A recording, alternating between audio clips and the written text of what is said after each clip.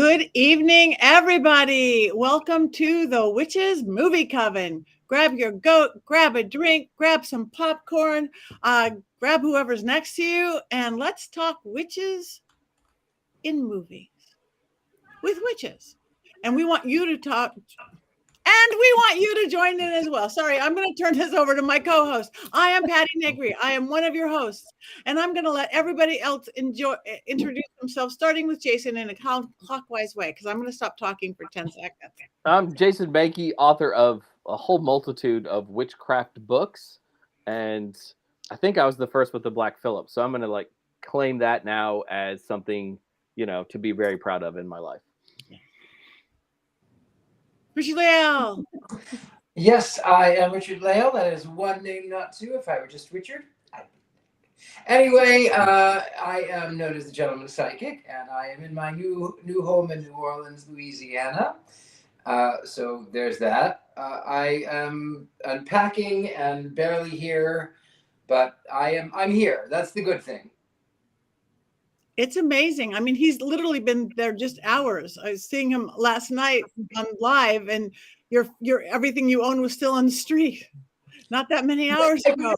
It was the movers were exhausting.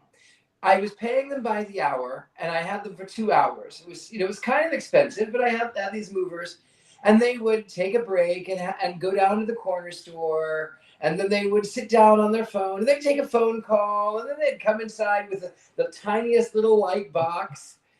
And finally, when it came down to right at the end of 2 hours, I said, listen, all of this other stuff I can get in, but I need for you to just take everything out of the truck and just set it on the street, because there's 4 big things that I can't carry. I'll carry the rest. I can't carry those things. So we did that, and then I had to tip them even extra to ensure that they would take those things out. But it's fine. It's fine. I'm here. The house is in chaos, but I just moved in a few hours ago. Congratulations. Wow. Okay. Heather. Hi, I am Heather Greene. I am the author of Lights, Camera, Witchcraft, a book that focuses on witches and witchcraft in movies. I am also an acquisitions editor. There it is, an acquisitions editor worldwide, and a journalist that focuses on the occult and witchcraft in news. So, and here I am. Yeah, with my friend. That's a clue. And Courtney. That's me. I'm Courtney. I'm Ghostbait on Scared and Alone. I am a Twitch streamer of all things horror games. I am not so good at it practicing witch, and our resident Salem expert, I've decided to call myself. So there we go. And I'm here, and I'm excited, and I can't wait to get into this. Also, I have new Mystery Control merch on for everyone keeping track of how much money I spend.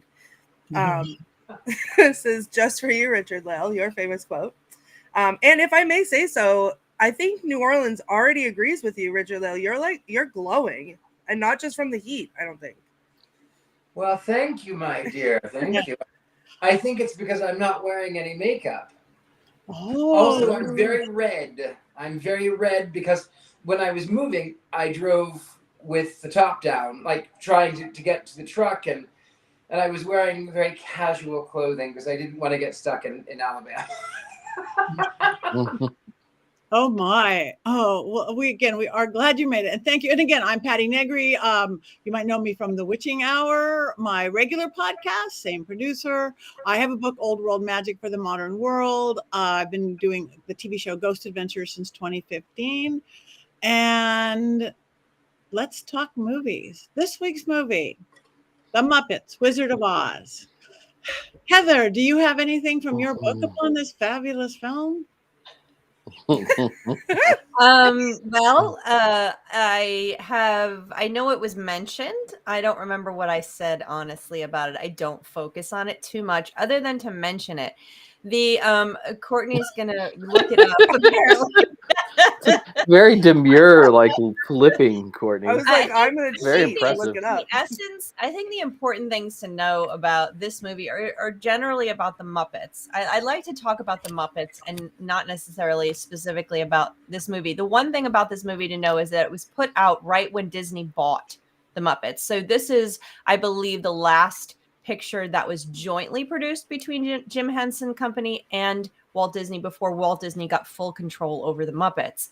The interesting thing I was researching, and it would take a lot more time and digging, is why Warner Brothers did not go after this movie. And we can talk about the specifics of this later, is Warner Brothers owns The Wizard of Oz and has in more recent years really been cracking down on people's their copyright infringement of the movie The Wizard of Oz, the MGM movie.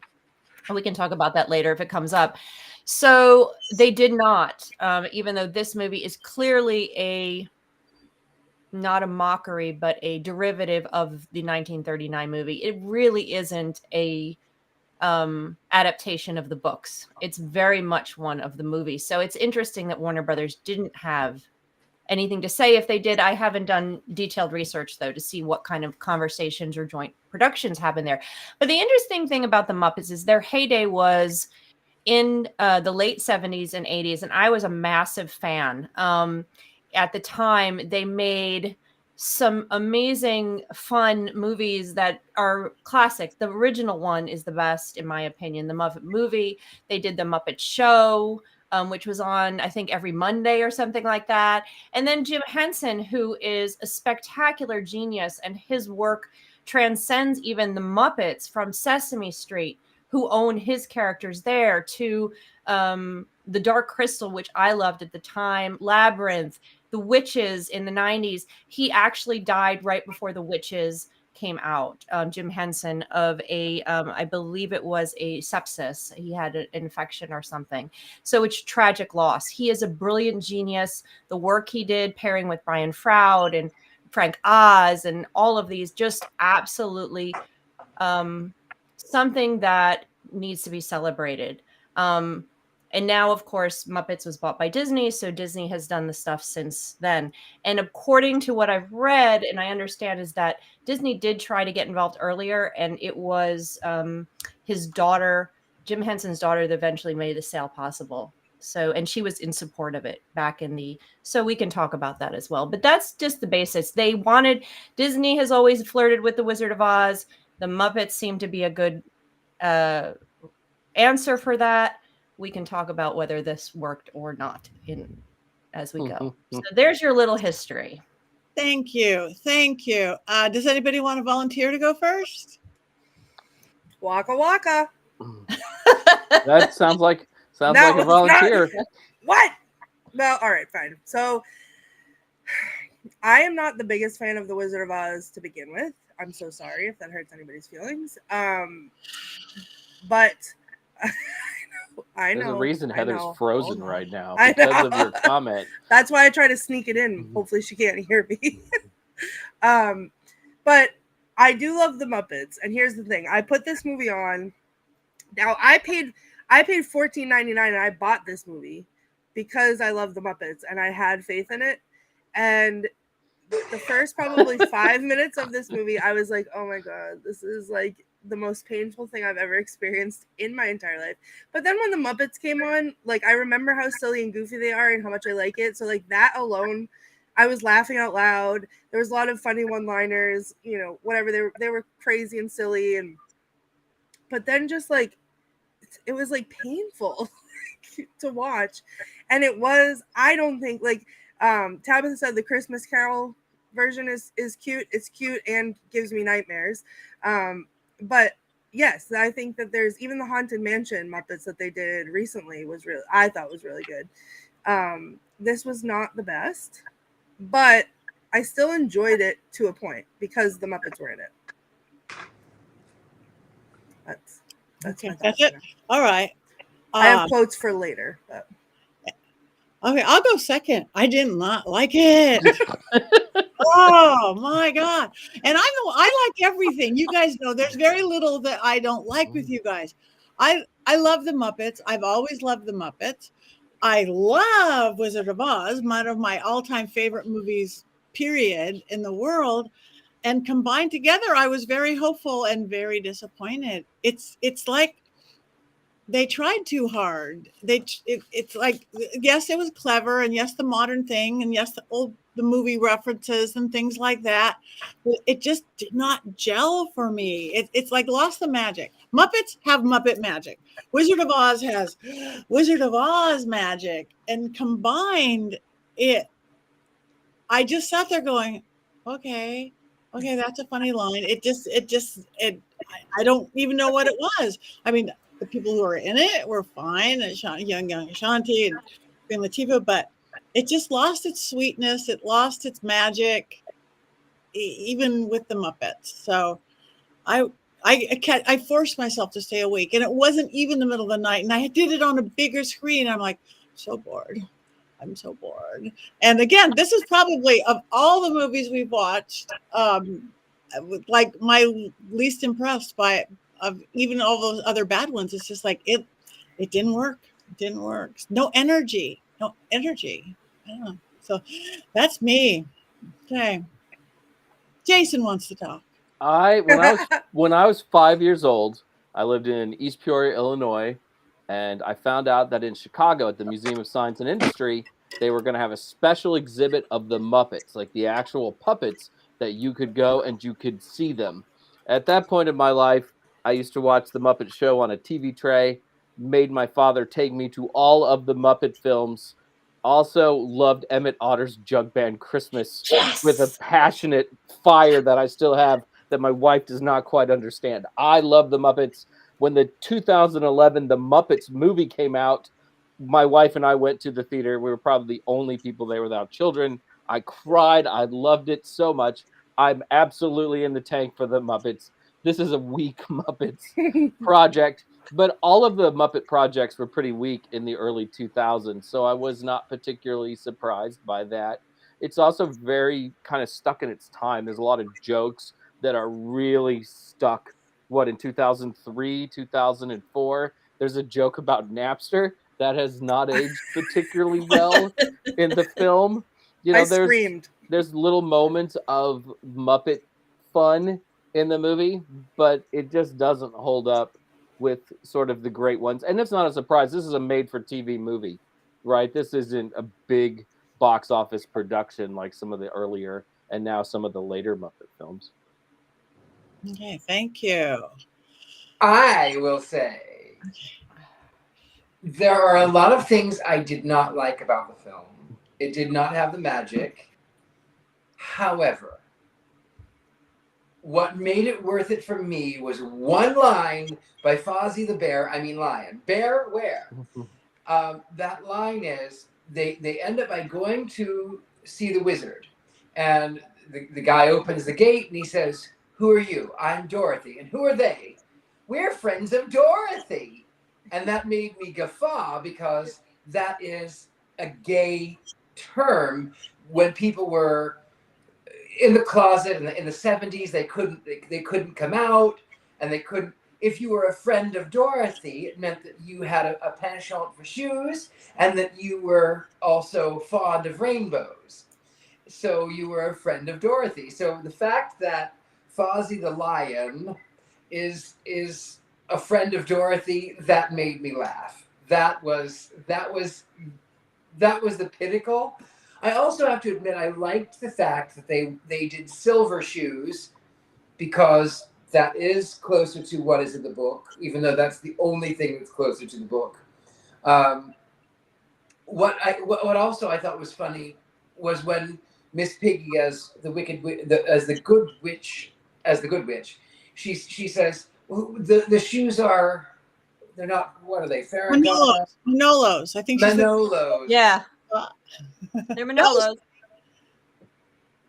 Yeah, it had a few moments, but there were a lot of other moments that I could have done without. So Heather, a couple questions for you. You're the Wizard of Oz lover par excellence, right? And I know Patti loves the movie too. But I mean, there were silver shoes. The Munchkins helped Dorothy 2 times in this film. That's really different than the MGM version. Is that in the book? Is that from the book? Maybe that's why they weren't sued. There was too much from the movie for them not to have a stake, not to have Warner Brothers have a stake. I'm not a lawyer, but this movie copied. It was distilled down enough to copy, and it wasn't just the storyline. Yes, I don't know. I don't remember about some of the details, but if you look at the actual production values, if you look at the way they designed Emerald City, if you look at the way they entered into Munchkin Land, For sure.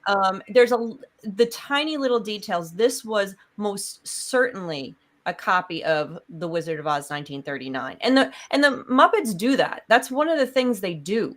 That's one of the things Henson has done, over the years, is kind of not mock, but honor, let's say, and have fun with Hollywood. So this was definitely not. I mean, there are pieces that were like the silver shoes from the book.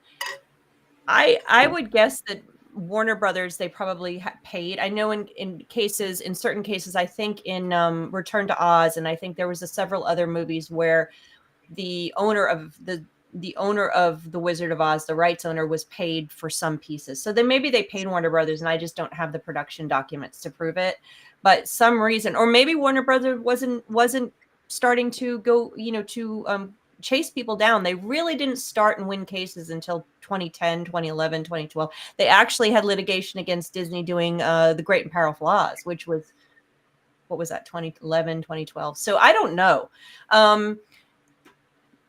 The original books were way more detailed in the travel and the journey. You see a lot more of that in The Great and Powerful Oz, and the Wiz does a little bit more. That's more like the books. So they did have 4 witches like the original books, though, in this case, or 4 Miss Piggy. Little pigs. Yeah, poor little pigs. So yeah, I'm not sure how this was clearly a 1939 knockoff. Well, obviously, because the little fellow, I can never remember his name, the little king prawn. Pepe. Pepe. It's my favorite. He says, okay, you can play Dark Side of the Moon now. Yeah. Which, of course, Yes. it's a direct reference to 1939 Wizard of Oz, because some hippies got smoking pot and thought, oh, okay, I'll play Dark Side of the Moon. So that is a direct reference to the actual film. Yeah. Even if it's only about through that one piece of music, it's a direct line. Yep. And in the Greene, there's an intensity of Greene that you didn't use it on Miss Piggy, but it's there. There's just production values that just go, that's the movie, that's the movie, that's the movie. And it follows, the plot follows exactly the movie without the additional pieces that you find in the book. The various, what's the teacup girl or the China girl and the other little pieces that happen in the book that do not happen in this movie. So, yeah, it's a movie. It's a movie. It's not a book movie. You bring up Pepe, though, and I love that prawn so much. And he's a very late addition to the Muppets canon. And the fact that he is Toto the dog, I could not give this a full thumbs down, wands down, because of the prawn, who just steals every scene that he's in. Yeah. I'm very passionate about this prawn. Yeah, Jason, I have to hop on that bandwagon because he saved it for me. Like, he was absolutely 1,000% my favorite character, and like half of the quotes that I only wrote down like 6, but like it was the prawn and Miss Piggy, and that was it. Mm-hmm. And I feel like everything he said and did, I was like, yep, okay, I'm here, I'm watching it, I'm laughing out loud, every single thing. I loved him so much. So I'm going to jump in here. And first of all, one piece of history that's interesting is with Disney bringing this movie to the screen in the 2000s. This was a time when witchcraft films were going away. We saw a lot of fantasy films. We're getting a different type of witch film, but at the same time, Disney had just become very successful in hitting the teen market. That was the late 90s. They really found their place finally in the late 90s with Disney Channel, with the Disney, I think Friday night Disney TV shows, and they started doing movies. They really found their stride again. And so this taking on the Muppets and then doing this kind of teen, kind of edgy. I call it edgy because it's not really for kids. There's jokes for adults too. So the Muppets was in line with that. They were also introducing this concept of multiculturalism in the 2000s. And you can see that with a lot of the Disney movies and shows that happen through 2000 to 2010s. It was this kind of time of this multiculturalism where they started to bring in more actors of color and you see that with like Twitches, for example, as the 2000s as another example. And I think I talk about Muppets Wizard of Oz in those terms because here you can see how Disney's doing this. That's their influence on this film because it does have a cast of people of color throughout it, which is different and is very Disney in the 2000s. So with that said, I did not like this movie. And I'm saying, and I don't, and look, let's be real. So, the Muppets, hold on. I'm a big fan of the Muppets. Okay. So, can you tell? And like Jason, I watch Emmett Otter's every year. Totally with you on that, Jason. It is the best holiday movie ever. It's so good. The Paul Williams songs. It's the Paul Williams songs. All the songs. I watched the Muppet movie as a child so many times, over and over on the giant VCS. And watched it again and again. Courtney's going, what did you just do? I watched Hello, I had Titanic when it was 2 VHS tapes. Did you do the one that went like this and went down with the buttons? Yep. Yeah. Okay. Fair enough. I didn't have that one. My grandparents had that one. Oh yeah, that was my dad's, and we watched the Muppet movie. I mean, everything about Jim Henson. And one thing, everybody, and Richard-Lael, you're coming to Atlanta. The Muppets, Jim Henson has, or I think it's still there, the Center for Puppetry Arts in Atlanta is tied to the Jim Henson estate, and they have some of Jim Henson's puppets there. And I haven't been there in years, but the last time I was there, they had expanded the display, and I walked in and I was weeping. I was just weeping. They had Ernie, Bert, Big Bird. They had Doozers. They had some of the Labyrinth characters. They had Skeksis. They had it was just Fraggle Rock, man. I could not get enough of Fraggle Rock. So anything Muppets was totally, I was game for. This, however, being a lover of the Wizard of Oz, like Patti said, and a lover of the Muppets, you would think, yeah, I'm sorry. You're right. There, I when I suggested it, it was only because I Googled Muppets Witch, and then it came up with that song of Miss Piggy singing as the Wicked Witch, and I went, oh well, that's kind of clever. And then after I watched it, while watching it, I felt like the fellows in the balcony. What is this show? I know it's about 30 minutes too long. It was an hour and 40 minutes too long, Richard-Lael, let's be honest. I wish we'd have gotten the TV version, because the TV version is 10 minutes shorter and there's no Kelly Osbourne. So that would have been much, much better. That was weird. It was, not only was it weird, but also, first of all, why? But then also because you're going to take this great multicultural cast, like Heather was talking about, you're going to take the person of color lead actress and turn her white for what? Right. For what? I love Kelly Osbourne, but for what? For what?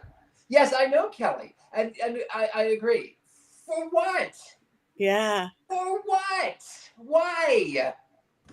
Yeah, that was like if my jaw just dropped sitting there going. I was like, though, again, it's one of those things where she was very popular at that time. And this movie has a lot of little pop culture references that are not particularly timeless. Mm-hmm. No. The Napster line though, Jason, I screamed out loud and I was like, not the Napster. Oh my God. I'm so excited. Yeah, I think that the Muppets Christmas Carol was one of the last good ones. I think that was good. Someone just put that up, and this one just really fell flat. And I think one of the things that they do, although Muppet Christmas Carol is not the case, is I think the Muppets do better when they're doing their own story. I think trying to mock or trying to put them into a classic that is so well known and been done, and really this flop, and I'm going to call it a flop, follows a long line of Wizard of Oz flops. Long line of Wizard of Oz flops, including the Return to Oz and the Great and Powerful Oz. There are very few Wizard of Oz films. I will tell you though, this one was a flop, but there was another reference that made me howl, and that is that was a Flash reference when Miss Piggy gets on the hog and she's flying through the air, it's Flash. It's a scene from Flash. All of the leather daddies flying through the air. It's Flash. It is Flash. So, the nerd in me went. It's Queen. It's Flash. It's leather daddies. I love that. I love that scene. And they do that. That's one of the classic Muppet things. They are constantly they're constantly referencing pop culture at the time. Unfortunately, this one didn't do it successfully. I don't know. I think it wasn't great, obviously, but I don't know. I thought it was cute and it was funny. I would like to address this comment on the Wiz, being terrible. First of all, the movie itself was a great tragedy. However, I can sing every song and I love every bit of it, and it was not a successful film. The Wiz as a musical was a Tony Award winning and traveled around the country. So I would love for us to one day review The Wiz. The Wiz and Wicked are two of the most successful ventures that come out of the Wizard of Oz canon. The Wizard of Oz, but as I said in the past, there were a number of movies before 1939. They were all flops. And when we got to the 30s, they actually thought the Wizard of Oz was hexed. It was poison. It was box office poison. Nobody would touch it until MGM did. It's partially because, too, the name, it was originally called the Emerald City. And for some reason, emeralds are supposed to be cursed. When they changed it to the Wizard of Oz, magic. The 39 movie's just so perfect, though. I mean, it never looks dated. The music's still great. The performances are great. It's just one of those movies that will exist forever. Forever. Yeah. So Courtney, Courtney, why don't you like it? It's boring. Oh, I have the original movie. I don't love it, but I have a great memory with it. One of my most fun memories. I hated Thanksgiving as a kid, and I to this day do not celebrate Thanksgiving. But one of the best times was there was a small theater in my hometown, and after dinner, my family surprised us and took us to the movies, which was just the coolest thing, because why would we ever go to the movies on Thanksgiving? And we saw The Wizard of Oz, and that spawned my tradition that I keep now, and I think about it every year, that The Wizard of Oz is what started it all. But my son and I, instead of having Thanksgiving dinner, we go to the movies. And I love movies, and so it was really special to me. But rewatching the film today, it's hard for me to get through. I don't love it the same way that you guys do. It's slow to me, and it doesn't capture my attention in the same way. I have a VHS copy of it that was taped from TV in 1979 during the Iran hostage crisis with the commercials. So that might change your attitude towards it. You can watch the commercials. There's Reese's Pieces and all kinds of other fun commercials to watch from 1979, along with the CBS logo with the rainbow and everything. That might change your attitude. See, I'd love. I'd love that. You've talked about that before, and you've talked about making copies of it or something. Whoa. Okay, I'm going to work on that. I'm going to try to get some DVDs out to everybody. Right, well, yeah, there are those places that do that, right? Where you can send them a VHS tape and get a digital copy of it. I would watch that, and I'd probably love it. You just watch the commercials with the I mustard would love- colored jackets on the TV guys and all that stuff. Oh, it's fantastic. Right off of New York TV. It may tickle the ADHD in my brain that cannot sit through The Wizard of Oz. So you never know. Maybe I'll appreciate it differently. I miss those good commercials. When I was a kid, that was oftentimes the thing I looked forward to in a show. I loved the commercials. Count Chocula and Hot Wheels and Micro Machines, the guy who spoke really quickly. Micro Machines, not a real thing. I mean, I miss those. I used to have a tape of like all my favorite Christmas specials when they were on TV, like obscure ones, but also like Rudolph or whatever. But then all the obscure, like there was, I forget what it's called, but the mice are in the clock and they're the clockmakers. That's The Night Before Christmas. All right, I don't remember it, but Sorry. I just have this weird memory of it. I did write a Christmas book. I know all of this stuff, backwards and forwards. But I used to have a tape with all those that we taped, and that was probably in the late 80s, early 90s, and they were like with all the commercials on them. And so commercials give me nostalgia because I used to watch that every year. That was how I watched my Christmas movies. I love that. I also think that like the specialness of all this is gone, right? Because you can watch it anytime that you want to watch it. And for people of an age, like you got to catch Rudolph once a year. You got to catch The Wizard of Oz once a year. And if you missed it, it was just too bad. And, it was tough to watch TV back then. I mean, that's what we needed TV Guide for. And I think people take that for granted today. And it's easy to kind of be blasé about things because you can see them anytime that you want to. Right. And you had to get up you either had to get up and change the channel, or you had that Space Command remote with the blink, blink, blink. You had 4 buttons. Blink, blink, blink. I think somebody just asked a really good question. Would this movie have been better if Jim Henson was involved? So Jim Henson died in 1990, right before The Witches was released. And so what do we think? I think it probably. I would like to say it would be. I would like to believe it would be. I don't think everything he did was perfect, and not everything has stood the test of time he's done. Some of it's very dated. I think The Dark Crystal is very dated, although I enjoy it. So it would be interesting. I don't know. It's an interesting question. What do you guys think? Could Jim Henson have saved this? Different. I don't think it needed saving. I thought it was funny. I don't love it. It's not my favorite, but I'm not sorry that I paid $14.99 for it. The more I think about it, the more I'm not sorry. If I had paid $25 for it, I probably would have called Amazon. If Jim Henson was alive, I don't think it would have been made. That is what I think. So we would have been spared this degradation of the Muppets. Probably it is a degradation of both. I want to comment to everybody's talking about commercials because somebody said you hate them and they're boring now or they're just annoying now, but they can't spend that much money unless it's Super Bowl where people pay $1 billion to be on it. Who watches commercials? Only people who watch sports. Yeah, it's you watch even if it's a regular TV thing. My husband will record it and then you sling past them. So. Speaking of commercials, I'm gonna tell you all a secret. Not really a secret, but it's gonna tell you a lot about me. My go-to comfort movie. Can we guess first? Because I think that would be fun. Oh, go ahead. I'm gonna say that you were in a Life cereal commercial. No, I was not in anything. My go-to comfort movie that I watch when I'm trying to go to sleep. The Princess Bride. I love The Princess Bride. That's not it though. The Witch from the Sea. No, that's what I watch when I want to have nightmares. Gremlins. Oh no.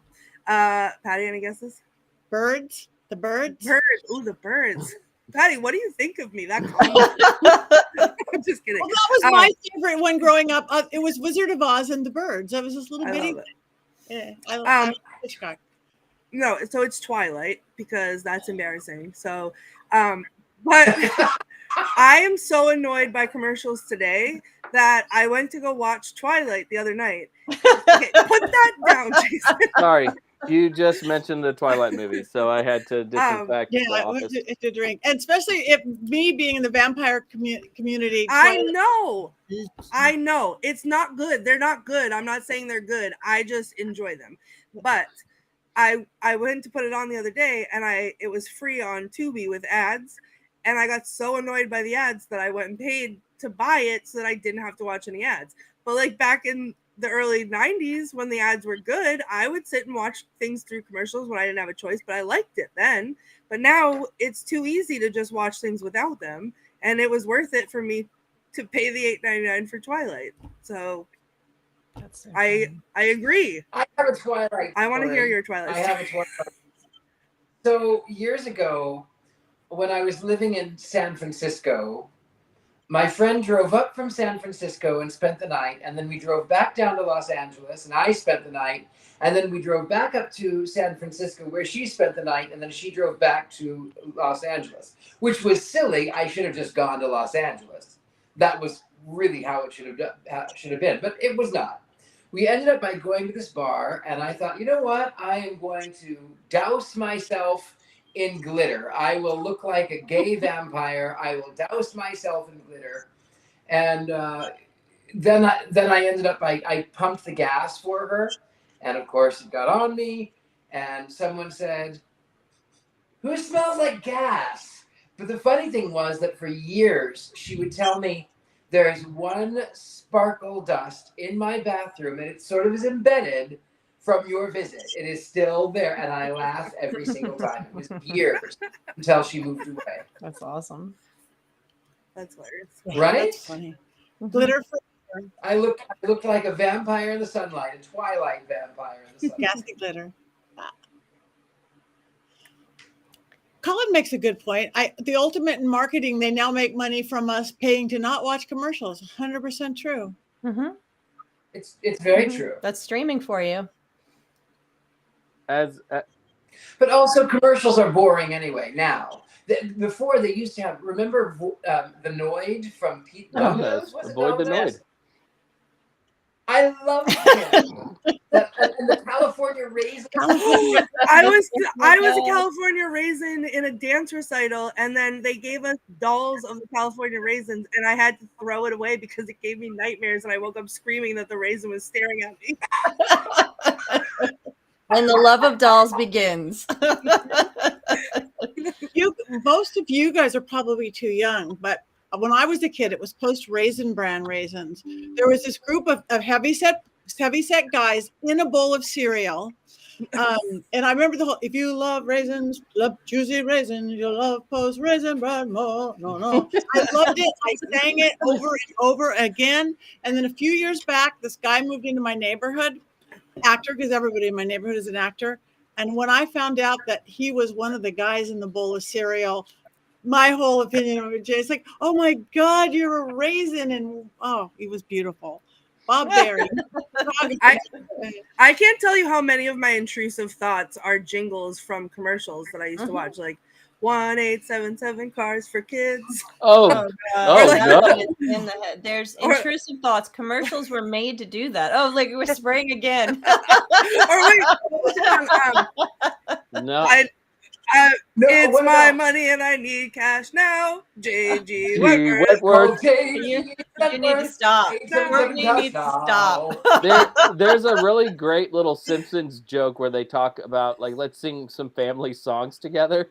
And all of a sudden they start going, "I feel like chicken tonight, like chicken tonight." And yeah, for whatever reason, those of us of a certain age, we all know the jingles. Yeah, I could probably sing all the And 80s you know jingles. what?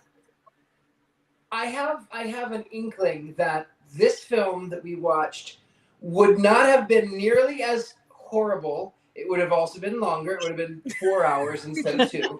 But at least if it would have had good commercials from 2003, maybe this would have been a better film. Yes. Well, I don't know about that, Richard-Lael, but okay. I do have to say, I'm going to say something positive about the film because it's a bad film. And it's not one of those bad films that I talk about that are important, because it really isn't, other than to mark the fact that Disney's part of it, and the multiculturalism attempts and all that. But I do love seeing my favorite characters. I do love it when Miss Piggy is sees Kermit for the first time at the end of the film, and they do their whole classic, oh yeah, and Kermit's like, and she says, who is this handsome guy? And of course the prawn comes up and says hello, and then she just goes, wow, get away. I love going from her sweet part to her just violent, they captured the classic, like when Kermit appears for the first time, I just want to hug him. They retain the characters. They retain the characters that I love. Miss Piggy was Miss Piggy for most of it. Even she didn't do a good Wicked Witch of the West. I didn't buy that. I didn't like the whole biker thing. That ruined the whole witch thing for me, and it really was problematic. But I saw her, and Sweetums was there, and Floyd, and Dr. Teeth, and seeing all my favorite characters who I adore in other films, it was nice to see them. And it was nice to see them playing, they cast it right too. Kermit should be the Scarecrow, and Gonzo is great as the Tin Man, and definitely Fozzie plays the lion. It works. All of that works. The movie is terrible. Courtney, what are your quotes? Because I always look forward to that. So I have some. Okay. Speaking of the scene that Heather was just talking about, like Kermit's like talking about, I work in the fields. Or on the farm or whatever, and she goes, I love agriculture, plowing the fields, rolling in the hay, and I was like, get it, girl. Like, you got it. And then one of my all-time favorite lines from the movie was in her song that she was singing about, the one that we talked about earlier. One of the lines in the song was, there's only room for one rock goddess in Oz, and I thought that was pretty awesome. And then she says in the beginning, I forget which witch she was at this point because it was very hard to pay attention, but she's talking about the shoes, and she says, but there's a powerful magic connected to them, and look how sparkly they are. Like, it's like, all right, yeah, I see shiny things like a crow too, and I get excited. But then the rest of mine are Pepe, because I loved him. Yeah. He burps and he just announces, this was me.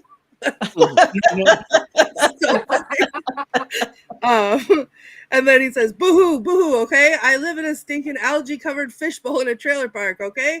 We're gonna poke the witch in the eye. End of story. And I thought the poke the witch in the eye is the story. And I was like, he's got him. And then at the end, I love when he does this, like, this thing. So he says, you better keep your promise or I'll go cyclone in here. That's my favorite. But I think the only room for one rock goddess in Oz was my favorite one. So Richard-Lael already mentioned this line, but when I was watching the film, and then I heard, for those of you who have Dark Side of the Moon, press play now, I was like, I'm going to write that down because that is such a great line. But then I found others in this film, which is why it's not a total waste. Statler and Waldorf are taunting our heroes, and one of them says, there are two reasons I don't like Lion's jokes. My ears. Which I thought was pretty funny. There's also some sort of adult humor in there. What happens in Emerald City stays in Emerald City, because that's what happens in Vegas stays in Vegas. And then there's one of the Muppets, and it's not a Muppet that I know, but he just says, you can have everyone spank me and call me names. Which I was like, whoa, yeah. I yelled that one out loud. I yelled out loud when that one was on, and I was like, oh! And then I almost wrote it down. I was like, I don't know if we can talk about that, but I like it. There were a couple of those earlier. I won't repeat them because I'm not sure if we can, but there were a couple of laugh out loud one-liners, and that's what, you watch The Great Muppet Caper, and I was trying to remember. I love The Great Muppet Caper, and it's definitely it's not as refined as the first movie, but that's what they do. The Muppets are one-liners. That's part of their personality, but they're famous for them. So there were good one-liners throughout. There was also, and I didn't write it down because it was so long, but I loved, and I was thinking how good it would look on a t-shirt if we made it into a checklist. The whole thing that she goes to where she's like, give me the great silver whistle, and she's like, the werewolves are on vacation, and then like, okay, well, give me this thing, and it's like, well, the crows are at a wedding, and like, give me this thing. Well, they have a religious holiday today. So then she lands on the enchanted biker cap, and the flying monkeys can come.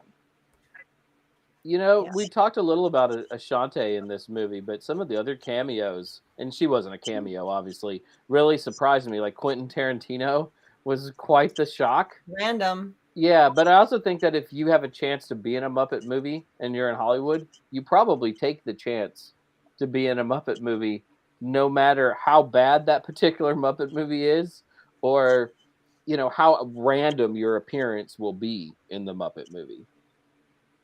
Yeah, I thought that was like I was like I don't get that scene, but okay. Yeah. Yeah, that was not necessary. But yeah, I agree with you. And I think the guy who plays what's his name? Jeffrey Tambor? Yeah, Tambor. the one Tambor that plays the Wizard of Oz. He's always good to watch. He's always fun. So he played a good role. Unfortunately. I keep going back to I feel sad. I feel sad for the Muppets and for the experience that it is. And David, I love David. I love David Alan Grier in most everything he does. He was pretty much wasted here. Even Queen Latifah was pretty much wasted there. Yeah. And Ashanti has a great voice, and she only really sang 1.5 songs. It was a complete waste of her talents, especially because she's not a particularly great actress. Yeah, she's very one level. She was very one pretty young girl, but no chops. Beautiful voice. Right. But it's unfortunate. It's just we have to chalk this one up to the unfortunate, and maybe next time we can watch the Muppet movie, and just watch a really good Muppet movie in their program. Because this Muppet Christmas Carol and Yule, baby. Oh yeah, we could do that one too. Yeah. And speaking of that, we were talking before we came on air, because we've always done witch movies, and we'll continue to do witch movies and some witch TV shows. But we were contemplating expanding onto just things witches would like that would work in our witchy world. And we could even expand that. So again, we always want you guys' ideas of movies and TV shows and whatever else that we can review. We want to see what you guys want to see. So I can't believe this, of all the things we've done, we talked this one the shortest of all the films we've done. So we could chat about all sorts of things, but before we chat, I guess we have to vote, unless there's anything else to be said about this fabulous film. I disagree with Heather. I liked Miss Piggy as the Wicked Witch. I liked the biker getup, and I thought her song as the Wicked Witch was one of the best parts of the movie. I did like her song. I thought it was maybe the only good original song in the film. I didn't like the music either. No. We didn't know much about the music. I don't have my wand. I have a walking stick because everything is packed away. So I have my gold tip walking stick, and it is down. One cannot go lower. Waka waka. The good news is, out you go. One cannot go lower. Yeah, voted for us. We pulled the string. So Alicia, we have yours. Wands up, wands down. Muppets in Oz. The good news is we never have to watch it No. again. I bought it, so I Except will for be getting Courtney. my money's worth. Courtney has to watch it at least 5 more times to That's right. make her Prawns purchase up. worthwhile.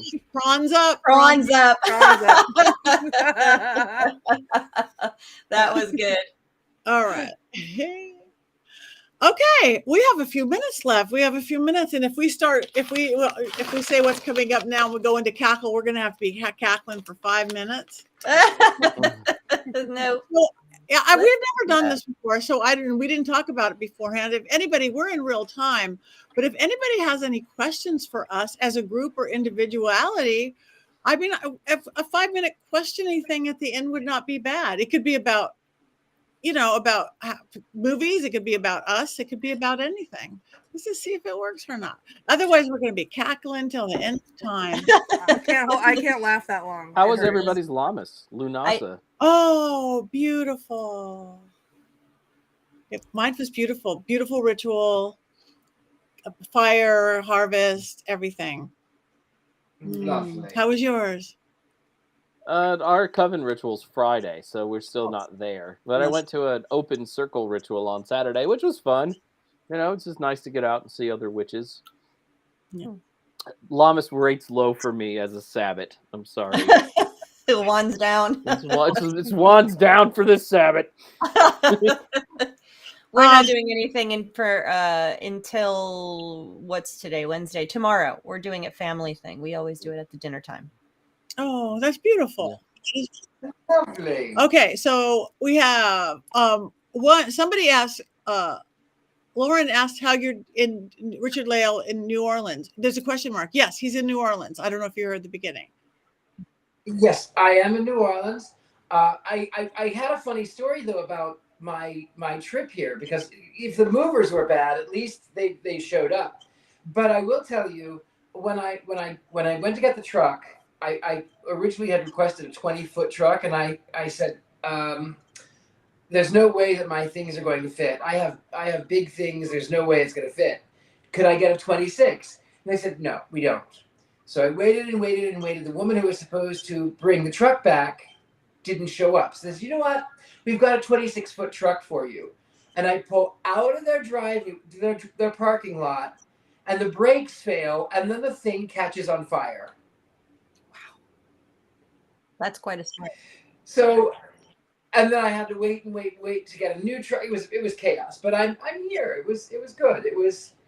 I'm here in New Orleans, and I dumped things on the lawn, and then of course I live in not the greatest neighborhood, and people went, oh, what do we have right here? I said, don't touch it, don't. So yeah, it's interesting. It's going to be an adjustment for certain. Wow. So how is the weather? I'm going to be there next week. How's the weather? It is so hot. You can see how well dressed I am. That's the most today. casual we've ever seen you. I know. It is so ungodly hot. Welcome to the South. And you know what they say? If you can't stand the heat, go to the South, right? Is that what they say? I say welcome. Move back to the Bay is what they say. Matthew was asking Jason, are you doing a Salem event tomorrow? I am not doing a Salem event. I know that a person I wrote a book with, Estrella Taylor, was there last weekend for Witch City Tarot. So they might have advertised our book with my name there. But alas, I am not in Salem. I wish I was in Salem this weekend. I would be stalking you. Well, we would just be hanging out. And I would be like, keeping Not a Doll on my lap and other things. It's great. And making certain that it gets haunted with your spirit. Oh, Jason's already met Not a Doll. Yeah. Mm-hmm. And sleeping on your Richard-Lael pillow. It would be fabulous. Oh, that is funny. All right. Well, no other questions. 100 degrees. Janet is where everybody's glad you made it. Events that when you always want to ask questions, but they can't. Temperature records are being broken, and not in a good way. So, all right. Well, I guess we could slowly go through an online Salem witchcraft event. Okay. Yeah, I'm not, but I mean, again, it could be Estrella, and because we wrote that book together, our names sometimes show up, and also Laura Tempest Zakharoff, because we wrote the Witch's Altar together. Hopefully, I don't have something on the agenda that I forgot. In the morning, which you never know. Sometimes that happens to me. All right. Our producer wants to know if anybody has any favorite episodes of the Muppet Show. I actually have one that I can tell a story about. So this is going to take us way back to the time of the Muppets in the early days. First of all, one of the best things I loved about the Muppets growing up was another holiday special, which was John Denver and the Muppets. And I love the John Denver and the Muppets CD, and I have that CD or the music, the album, however you want to call it. So I still have that music because I'm a big John Denver fan as well. Me So too. you add the two things together, and it's like I cannot get over that. So that is part of my holiday Yule festivities, is listening, because Jason and I have that in common, as we love holiday music. And so as soon as Thanksgiving is over, because I wait till after Thanksgiving, Jason. As soon as John Halloween Denver is done. No. It No. starts. I wait till after Thanksgiving, and we bring the John Denver and the Muppets out. They're part of our holiday every year, along with the Emmett Otter songs. But one episode in the Muppet Show, which was I think Monday nights, 30 minutes or something like that every week, there was an episode where they're singing The Gambler with Kenny Rogers. Do you know that episode? You remember that sequence? Yes. That sequence scared me so much as a little kid, because I was so upset because the dude dies and they actually show him as a ghost. Yep. And so after that, every time there was any old Muppets that were supposed to be old people, it freaked me out. So, but I have a fondness in my heart for that in the song. And every time I hear The Gambler by Kenny Rogers, I think of the Muppets. Can I just hop in real quick? Colin just said I saw Halloween decorations on sale already today. And if I can just say, as someone who decorates their house, like that's when I go shopping for my home decor, my all the time home decor. They come out right after 4th of July, or like right at 4th of July is when it starts. You know, for us, we're putting up our Labor Day decorations right now. We have our stockings hung up for socialist Eugene V. Debs, who ran for president in the early 20th century. And we have a giant AFL-CIO banner on our porch. So, I mean, you do you, but I'm gonna support Labor Day first, because labor is important. Courtney, when you make it to Vegas, let me know, because I have a friend whose store, it's called the Halloween store. It's all year long, and she also has like real home decor, like lamps and rugs. Well, so my dining room rug I got at Home Depot. I have a black, beautiful. I got my dining table I got for free on like Craigslist or something, but it's a beautiful black marble dining room table, and then my rug is black. And if you just walk across it, it just looks like a black rug. But if you look really close, it's checkered, like black checkered, with black skull and crossbones embedded in the checkers. But it's like the way that the fabrics turn, so like it's all the same color. You can't really tell unless you really look at it. But that's my all the time. And then I have like black shag rug in my living room, and I have skulls, and I have like I will make a trip to Vegas to go to the Halloween store because I love Halloween. She has everything. There was a guy when I was doing my weekend there last month or so. There was a guy in there. I can't remember which way he was going. His whole house was like vampire black and red, and he wanted to go to Halloween black and orange or something. So he's looking for all new orange accoutrements and things like, or versa versa. I can't remember, but it was hysterical. My front porch welcome mat is also Welcome Foolish Mortals from Haunted Mansion. Yeah. And like how early is too early? My Christmas tree is still up from Christmas because the lights bring me joy, and I like to look at it. So there's no time. Yeah, exactly. That's where my magic is the self-care that goes into looking at my decorations at my house. My Labor Day decorations bring me joy, Courtney. They bring me a great deal of joy. I love that for you. Okay, we're almost done though. Now we are over thin. So if anybody's got anything going out, say it really fast in 1 minute.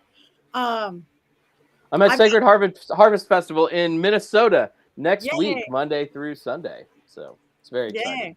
I've got the Debauchery Ball in Atlanta, second of September. something or other. Anyway, Debauchery. Coming September. up. Yeah. I've got Hex Fest next week, and I got Michigan Paracon 2 weeks after that. Anybody else? I have piles of manuscripts on my floor behind me that need to be read, that are fantastic books that you all will need in about a year when they're all published on the shelves. So that is what I am doing. And no, I'm not afraid of ghosts. And no, I'm not Heather Greene, the whiskey expert. Someone asked that earlier. I'm Heather Greene, the witch, not the whiskey expert. But you're not quite a novice either. HeatherGreene.net, not .com. It's my birthday month officially. So Oh. I get to celebrate myself all month long. And you get to pick our movie in 2 weeks, right? 3 weeks. 3 weeks. 3 weeks, yeah. Or What are I we don't doing know, next the end week? of the month. Did we decide what we're doing next week? No, we've got to. Okay, I guess we should have done it before we forgot. I'm so busy. All right, well, it's almost that time, so we have one more thing to do, which is here we go. 1, 2, 3.